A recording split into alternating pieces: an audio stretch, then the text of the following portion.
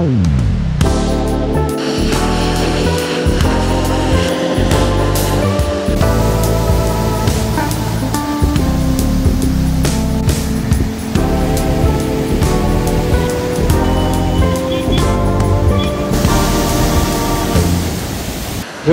ఎండలతో ఉక్కిరిబిక్కిరైన రాష్ట్ర ప్రజలకు ఒక శుభవార్త వచ్చింది. ఋతుపవనాలు ఆంధ్రప్రదేశ్ అంతటా కూడా విస్తరించేందుకు అనుకూలమైన వాతావరణం ఏర్పడిందని చెప్పి ఇప్పటికే ఐఎండీ స్పష్టం చేసింది. ఈ యొక్క ఋతుపవనాలు రాయలసీమను ఇప్పటికే తాకాయి. మరొక 1-2 రోజుల్లో ఆంధ్రప్రదేశ్ అంతటా కూడా విస్తరించేందుకు ఈ యొక్క అనుకూలమైన పరిస్థితి మొత్తం ఉందని చెప్పి ఇప్పటికే వాతావరణ శాఖ స్పష్టం చేయడంతో ఇటు రానున్న 2-3 రోజులు కూడా విపరీతమైన వర్షాలు కూడా కురుస్తాయని చెప్పి అంచనా వేయడం జరిగింది. ఇప్పటికే వర్షాలంతా కూడా కోస్తాంధ్ర అంతా మొత్తం కూడా వర్షాలు కురుస్తూనే ఉన్నాయి.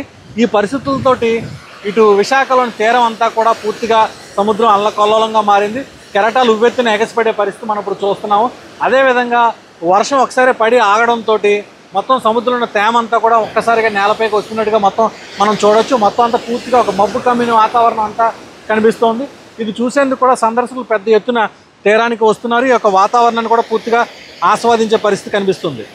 మరోవైపు కేరళలో ప్రవేశించిన ఋతుపవనాలు ఇప్పటికే గోవా, కర్ణాటక, మహారాష్ట్రలోని కొన్ని ప్రాంతాలతో పాటు ఈశాన్య రాష్ట్రాలైన మిజోరాం, మణిపూర్, నాగాలాండ్లోని కొన్ని భాగాలకు విస్తరించాయని ఐఎండీ అధికారులు తెలిపారు.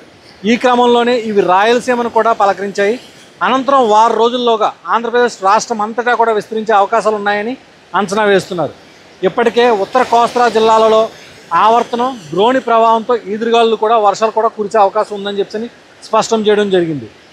నైరుతి ఋతుపవనాల ప్రభావంతో ఈసారి దేశంలో పుష్కలంగా వర్షాలు కురుస్తాయని భారత వాతావరణ విభాగం అంచనా వేస్తుంది. జూన్ నెలలో సాధారణం కంటే ఎక్కువ వానలు కురిసి గరిష్ట ఉష్ణోగ్రతలు తగ్గే అవకాశం ఉందని వెల్లడించింది. దీర్ఘకాలిక సగటు వర్షపాతంతో పోలిస్తే 108% వర్షాలు కురుస్తాయని తెలిపింది.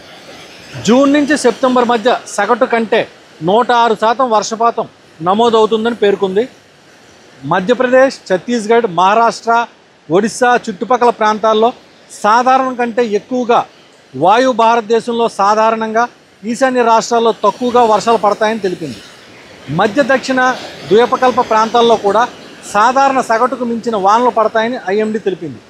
మరోవైపు పసిఫిక్ ప్రాంతంలో ఎల్నినో తటస్థంగా ఉంది. ఈసారి ఋతుపవనాలపై ఎల్నినో ప్రభావం చూపబోతుందని ఐఎండీ తెలిపింది.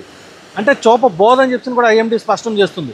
వాయు బంగాళాఖాతంలో ఒడిశా తీరానికి సమీపంలో అల్పపీడనం కూడా ఏర్పడింది. దీనికి అనుబంధంగా ఉపరితల ఆవర్తనం కొనసాగుతోంది. అల్పపీడనం పశ్చిమ బెంగాల్ వైపు కదులుతూ గురువారంలోగా తీవ్ర అల్పపీడనంగా బలపడుతుందని అంచనా వేస్తున్నారు. గురువారం నాటికి వాయుగుండంగా బలపడొచ్చని కొన్ని మోడళ్లు కూడా సూచిస్తున్నాయి. దీని ప్రభావంతో బుధవారం, గురువారంలో రాష్ట్రంలోని పలు ప్రాంతాల్లో భారీ వర్షాలకు అవకాశం ఉందని ఐఎండీ స్పష్టం చేస్తుంది. ఇంకా రాష్ట్ర వ్యాప్తంగా జూన్, సెప్టెంబర్ మధ్యకాలంలో సాధారణం కంటే ఎక్కువ వర్షాలకు అవకాశం ఉందని ఐఎండీ కూడా తెలుపుతుంది. ఉమ్మడి అనంతపురం, చిత్తూరు, ప్రకాశం, గుంటూరు, తూర్పుగోదావరి, పశ్చిమ గోదావరి, ఇంకా విశాఖపట్నం, విజయనగరం జిల్లాల్లో విస్తారంగా వర్షాలు కురుస్తాయని కూడా అంచనా వేస్తున్నారు.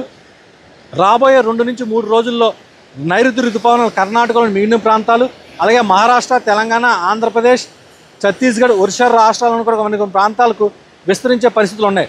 మరోవైపు అల్పపీడనం ప్రభావంతో బుధవారం నాటికి ఒరిస్సా వరకు విస్తరించబోతుంది. దీని ప్రభావంతో ఇప్పటికే కోస్తాంధ్ర అంతటా కూడా వర్షాలు విపరీతంగా కురుస్తున్నాయి. అడపా కూడా కొన్ని ప్రాంతాల్లో భారీ వర్షాలు కూడా కురుస్తున్నాయి. ఈ నేపథ్యంలో అధికారులు కూడా అప్రమత్తంగా ఉండాలని కూడా కొన్ని సూచనలు జారీ చేశారు. మరోవైపు సముద్రంలో వేటకి వెళ్ళే వాళ్ళు కూడా కొన్ని సూచనలు కూడా జారీ చేశారు. అయితే ఇప్పటికే సముద్రంలో వేట నిషేధం ఉన్న కాలం సందర్భంగా అంత ప్రమాదం లేదు. ఏమైనా తెప్ప పడవల్లో బోట్ల మీద వేటకి వెళ్ళే వాళ్ళు కూడా కొంచెం అప్రమత్తంగా ఉండాలని కూడా సూచనలు చేయడం జరిగింది.